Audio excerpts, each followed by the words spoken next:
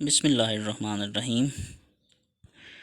السلام علیکم ویورز، میں محمد احسن آپ کو اپنے YouTube channel learning and development centre میں خوش آمدید کہتا ہوں، اور ساتھ ہی ساتھ میں اپنے نئے آنے والے دوستوں سے یہ گزارش کروں گا کہ ہمارا channel learning and development centre subscribe کریں اور اس کے ساتھ بیل کا بٹن بھی دبا دیجیے تاکہ ہماری ویڈیوز بذریعہ نوٹیفیکیشن آپ تک پہنچتی رہیں۔ تو چلیے آج کا لیکچر شروع کرتے ہیں۔ آج کا لیکچر ہے اردو ادب میں تنقیدی شعور۔ ادب میں تنقید کی کار فرمائی اس وقت شروع ہو جاتی ہے جب فنکار کے ذہن میں کسی فن پارے کی داغ لگتی ہے، یعنی کہ کسی فنکار کے ذہن میں کوئی اپنی کریشن اپنے جو فن پارہ ہے اس کو تخلیق کرنے کا ایک آئیڈیا آتا ہے، ایک خیال آتا ہے۔ گویا تخلیق کے ساتھ ہی تنقیدی عمل بھی شروع ہو جاتا ہے۔ ایک مفکر نے کہا کہ جب ایک بت تراش اپنا چینی اور ہتھوڑا سنبھالتا ہے تو اس کے ذہن میں بت کی مکمل مورت بن چکی ہوتی ہے۔ اسی طرح جب کوئی شاعر نظم لکھنے کے لیے قلم اٹھاتا ہے تو اس کے ذہن میں نظم کا مکمل خاکہ تیار ہو جاتا ہے۔ یہ کام تنقیدی شعور کے بغیر ممکن ہی نہیں۔ تنقیدی شعور ہی شاعر کی رہنمائی کرتا ہے کہ یہ نظم کیسے شروع ہوگی، کس طرح شروع ہوگی اور کیسے آگے بڑھے گی اور کیسے ختم ہوگی۔ غرض یہ کہ جب کوئی فن پارہ فنکار کے ذہن میں جنم لیتا ہے تو بس یہیں سے تنقید کا کام شروع ہو جاتا ہے، اور جب وہ تنقیدی فن پارہ مکمل شکل اختیار کر لیتا ہے تو تنقید کا عمل بھی تیز ہو جاتا ہے۔ اکثر دیکھنے میں آتا ہے کہ مصور تصویر بناتے بناتے ہاتھ روک لیتا ہے، 2 قدم پیچھے ہٹ کر آدھی بنی تصویروں میں آڑی ترچھی لکیریں کھینچتا ہے اور کچھ لکھتا ہے اور کچھ لکھتا رہتا ہے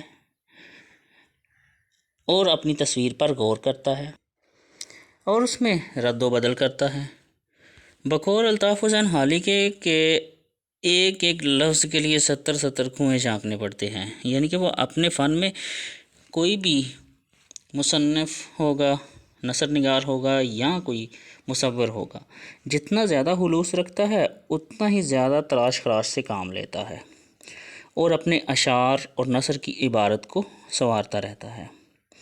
حالی نے مزید مثال دی کہ جب ایک ریچھنی اپنے بدصورت بچوں کو چاٹ کر چمکدار اور خوبصورت بنا دیتی ہے، اسی طرح شاعر اپنے شعروں پر محنت کر کے انہیں نکھارتا ہے، اور یہ محنت ہی تنقیدی محنت ہے۔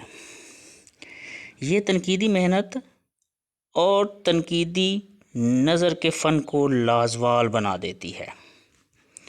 اسی طرح ٹی ایس ایلیٹس نے کہا ہے کہ جب ایک تخلیقی ذہن دوسرے سے بہتر ہوتا ہے تو اکثر اس کی وجہ یہ ہوتی ہے کہ جو بہتر ہوتا ہے وہ تنقیدی صلاحیت زیادہ رکھتا ہے۔